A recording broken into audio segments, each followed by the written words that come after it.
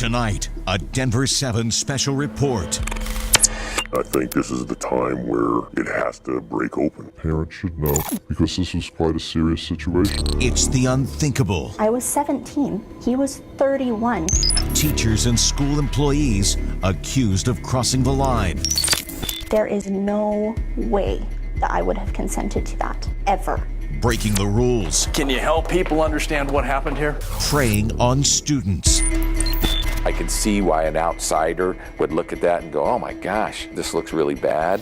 And top school administrators and some of Colorado's most respected school districts keeping the truth from parents. Was the Vista Peak community notified of Mr. Timbrell's arrest? No, not by us. Is there part of you that wishes you didn't wait more than 90 days to inform parents? Oh, Tony, it would have been a hell of a lot easier.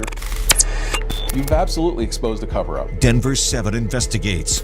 Parents in the dark. Secrets exposed. It is a scandal. It is absolutely a scandal. Now from our studios in Denver, Chief Investigative Reporter Tony Kovaleski. Good evening. Tonight, the culmination of several months of asking people in power a simple question. Why are parents in the dark when teachers and school staff get arrested for serious crimes involving students, children? Our topic is serious, and quite frankly, many times the information we've uncovered, it's disturbing. But our intent here is clear. We're holding leaders of schools and school districts accountable for keeping secrets. We're asking them if their priority is protecting district reputations instead of students. Now, during the next 30 minutes, our investigative unit turns a bright light on a dark problem in Colorado.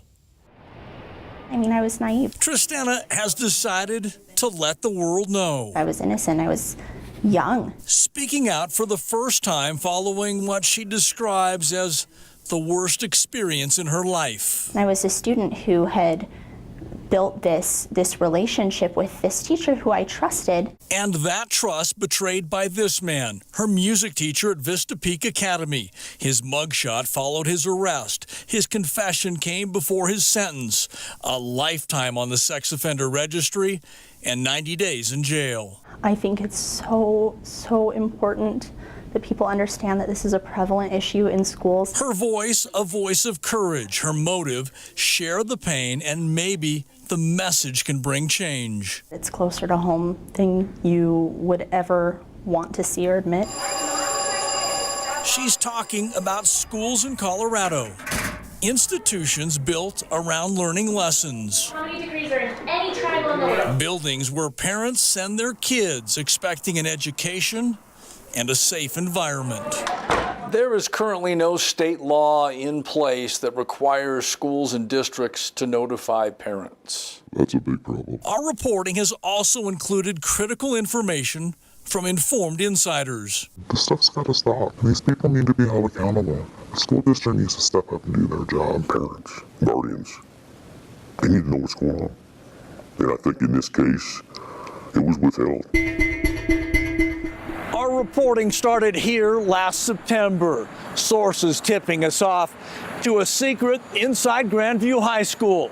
A secret inside the Cherry Creek School District. For several months, parents not told the security guard arrested on felony charges, sexual assault on a student. I saw them hiding the truth. He's an insider who wants to keep his job. He asked us to disguise his identity. I think parents should have been told exactly what had happened. What was your reaction when you first heard it? I was disgusted. Disgusted by the details of security guard Broderick Lundy's arrest. Police arrested 29-year-old Broderick Lundy. Frustrated that for 110 days, the Cherry Creek School District kept parents in the dark.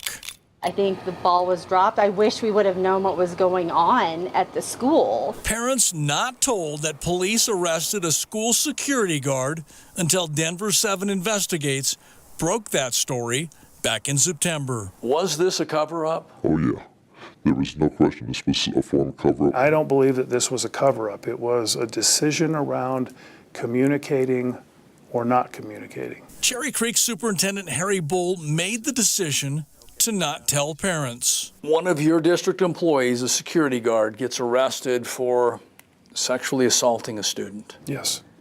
And you don't tell parents for more than 3 months. That's correct. 3 days after Denver7 uncovered details of Lundy's arrest, Superintendent Bull sent this letter to parents. I'm not defending our position. I'm explaining our position. If I've erred on the side of trying to take care of a kid. The Cherry Creek superintendent said he kept the arrest a secret, attempting to protect the victim. But this police report, uncovered by Denver7, raises even more questions. That report seems to lay out that there may be additional victims. That's from February of 2016. That's a police report. Okay, I've not seen this. At the top of that report, it reads suspicious occurrence, dated 14 months before the arrest, and it lists Broderick Lundy as a suspect. The report says a student raised concerns that there was talk on campus of a school security person having sex with senior girls at Grandview High School. Was the district aware of this incident in February 2016? I don't know. I don't have the answer to that. The report that was done in 2016, was that provided to the high school? Commander Ernie Ortiz investigated the communication breakdown. The officer that authored the report, that in fact he notified school administration of the allegation. A written notification or a verbal notification? I believe it was a verbal notification. So our investigation uncovered a communication breakdown between Aurora Police and the Cherry Creek School District. Police say they provided the key information, but the district has no record of a report that may have changed how it monitored its security guard and when it notified parents. There are some, Commander, that say this report should have been provided in writing to the district. Do you disagree? No, I don't. Ultimately, a communication failure between two agencies responsible for the safety of children and launching a point for change. There's room for a better process of notification, yes. I would agree with that. Has this been a learning process? Oh, yeah. Yeah, absolutely. And shortly after that interview, Superintendent Bull went to work to fix that communication breakdown. We will have more on those changes later in this half hour. But first, another example of the same problem. This time, the Douglas County School District keeping parents in the dark. This investigation came to light after an anonymous call to our tip line, exposing a secret that, by all indications, the district didn't want out.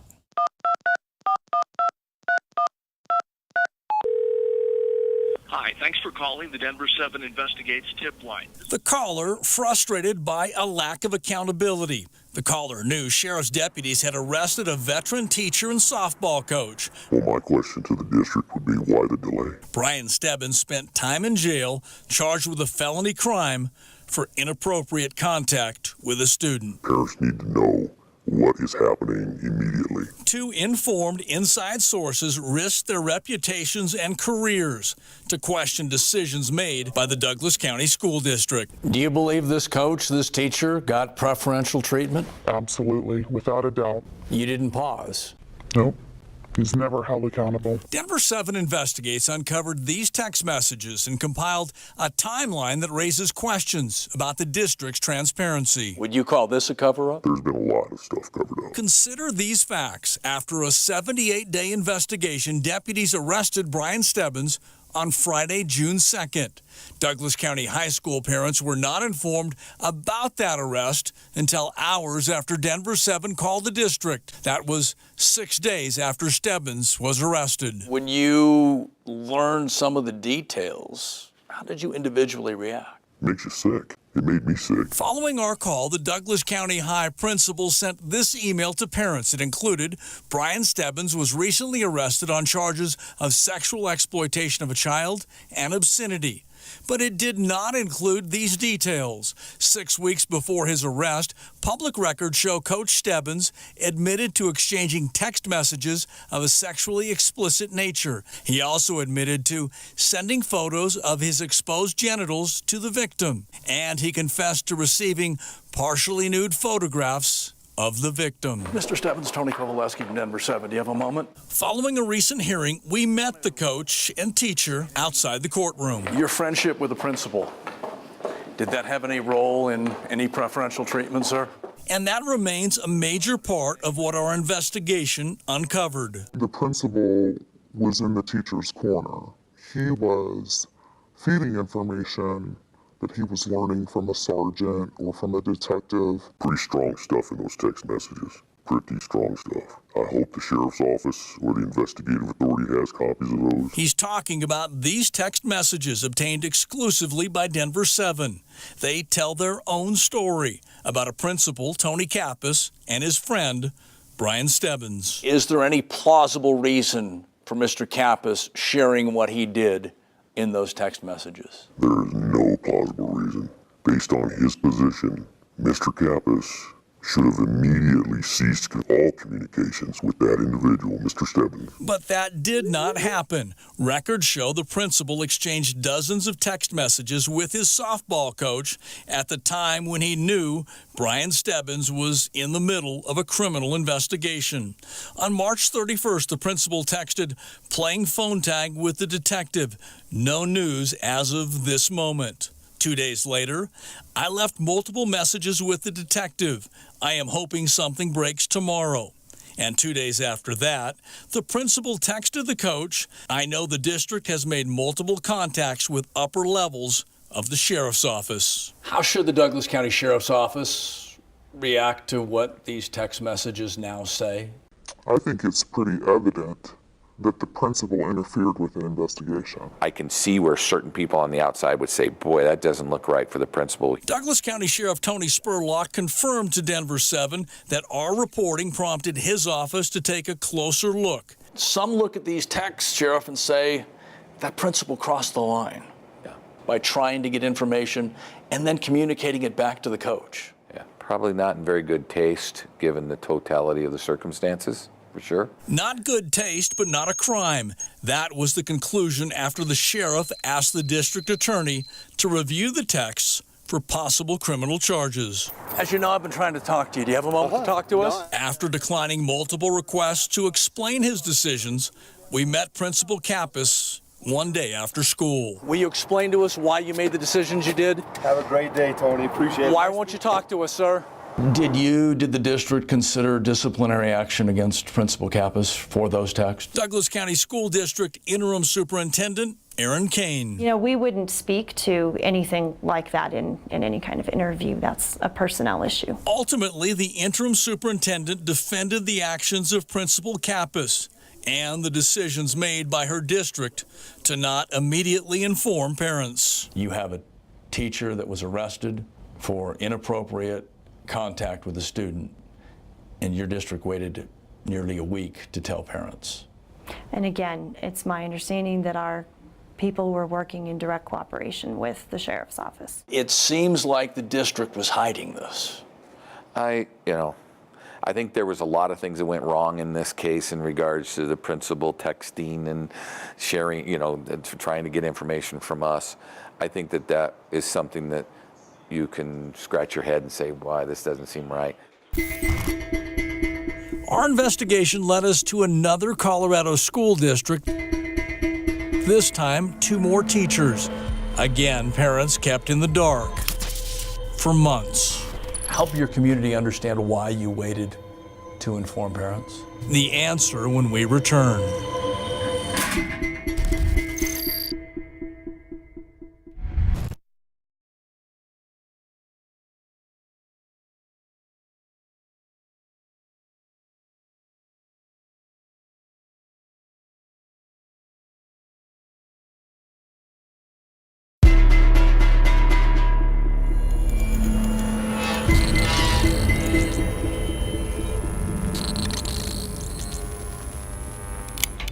After uncovering the secrets inside 2 of the state's most respected school districts, our investigation found another example. 2 more teachers arrested and convicted for crossing the line with students. I was 17. He was 31. This is Tristana's story. Let down by her school district, and the music teacher she trusted. There is no way that I would have consented to that, ever. Moments before this interview, her music teacher learned he was going to jail, 90 days behind bars, and a lifetime on the sex offender registry for sexual assault. There were criminal charges There were. against your teacher, and the school and the district didn't tell anybody. Exactly, and I think that that's flawed. I think that they need to. Was the Vista Peak community notified of Mr. Timbrell's arrest? No, not by us. Police arrested Zachary Timbrell on December 23rd of 2016. 5 months later, the state revoked his teacher's license. But for months, the students he taught and their parents knew nothing. Should the district, should the school have notified parents? We were not aware of his arrest. Yes, you heard that correctly. Our investigation has exposed another flaw in the system.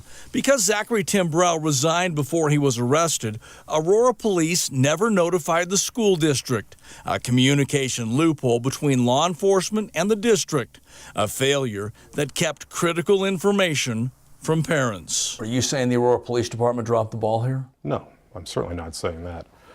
They don't have a responsibility to tell us that a former employee has been arrested. The district did send this letter informing parents about Timbrell, but that letter came hours after Denver7 reported the judge was sending him to jail. Another school district that delayed telling parents and never reached out to its former student. The school didn't contact you at all? No contact. Their employee arrested for inappropriate activity with you? I haven't had any phone call, any messages, any apologies, nothing. Just a few miles from Tristana's school, another teacher arrested and convicted. Another example of Aurora Public Schools keeping secrets. Will parents be surprised by what we report about Caitlin Davis? I think there will be some parents who have more information than others. That's because nearly 2 years after informing parents that teacher Caitlin Davis was, quote, out on leave, the district never told parents the details. Parents not formally informed she resigned, was charged, accepted a plea to 2 felonies, and required to register as a sex offender for conduct with a 6th grade female student. You know we're raising questions now about 2 incidents in your district. Yes. Will you change policy going forward on how you notify parents when teachers cross the line with students? We constantly evaluate our policy. In the end, a superintendent evaluating his options while a victim says it's now time for change, time for parents and students to know the truth. I just think that this is incredibly heartbreaking, and as much as we wish that there was only one victim or one perpetrator in the school, there could be more. So let's take a moment and summarize what we know. We know about Davis, we know about Timbrell, we know about Stebbins, we know about Lundy. In the past couple weeks, we've also learned there are several more. Brittany Freeman and Peter Lapomi are part of our Denver7 investigative team. Brittany, talk about that number. How large is it?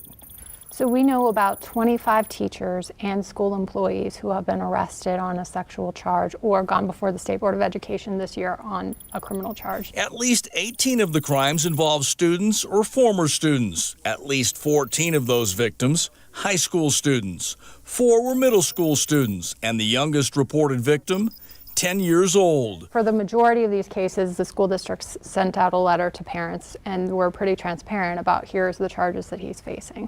So it's fair to say in our reporting we found some school districts immediately telling parents and several others that didn't. What's our biggest takeaway? My general takeaway is just inconsistency.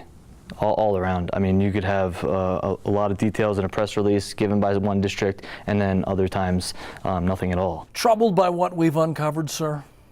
Yes, it's troubling. It's not surprising, and these are unfortunately all too common occurrences. Steve Durham is an elected member of the Colorado Board of Education. I think you found 3 or 4 very hot button instances, very serious instances where there was a deliberate attempt not to fully inform the public.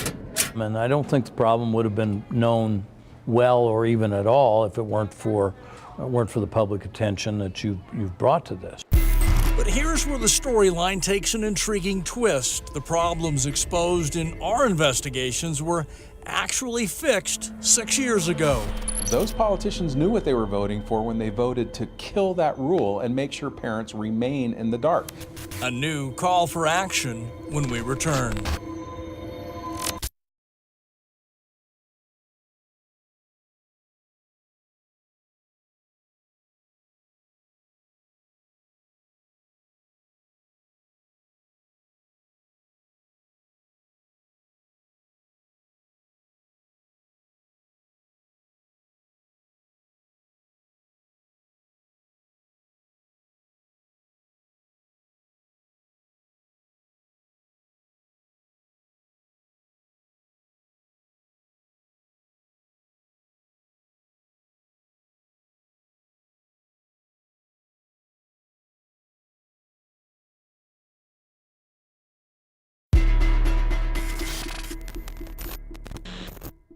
What does that title say to you? Well, it's accurate. Parents are in the dark, and it's not just an accident. Parents are in the dark in Colorado deliberately.